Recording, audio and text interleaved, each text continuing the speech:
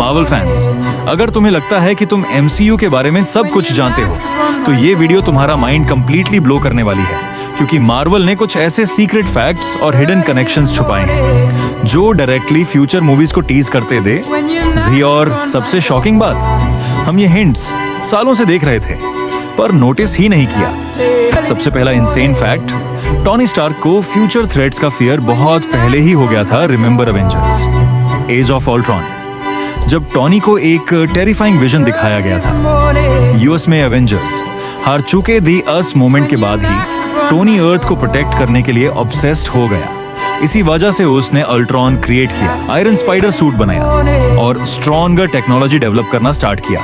मतलब Infinity War और Endgame की foundation actually Age of Ultron में ही स्टार्ट हो गई थी। और क्रेजी डिटेल, डॉक्टर स्ट्रेंज ने 14 मिलियन पॉसिबल फ्यूचर्स देखे थे, पर सिर्फ एक फ्यूचर में एवेंजर्स जीते।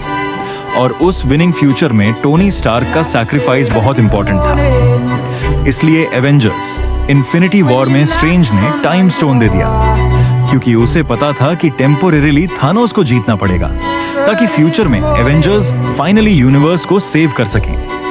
अब सुनो एक डिटेल जो ऑलमोस्ट हर फैन मिस कर गया। कैप्टन अमेरिका शायद पहले से म्जोलनिर उठाने लायक था।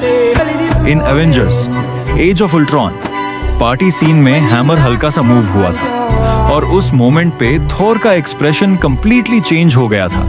कई फैंस मानते हैं कि कैप उस वक्त हैमर फुली नहीं उठाना चाहता था, और एवेंजर्स एंड गेम में जब उसने फाइनली म्जोलनिर उठाया, पूरा थिएटर लिटरली एक्सप्लोड हो गया। अब एक कंट्रोवर्शियल फैक्ट, थानोस विलन था, लेकिन मार्वल ने उसको एक डिफरेंट माइंडसेट के साथ दिखाया।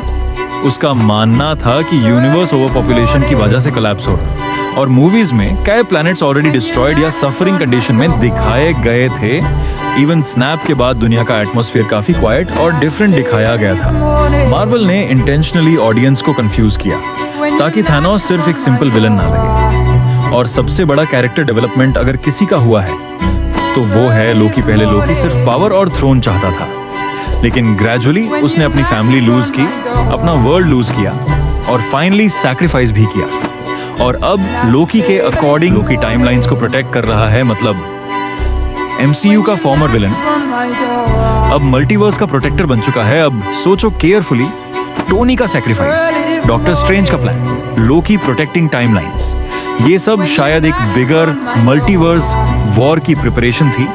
और मार्वल अब स्लोली नेक्स्ट बिग इवेंट की तरफ बिल्ड कर रहा है। अगर तुम्हें और हिडन मार्वल फैक्ट्स चाहिए तो वीडियो को लाइक करो, चैनल सब्सक्राइब करो और कमेंट्स में लिखो। अबे साले।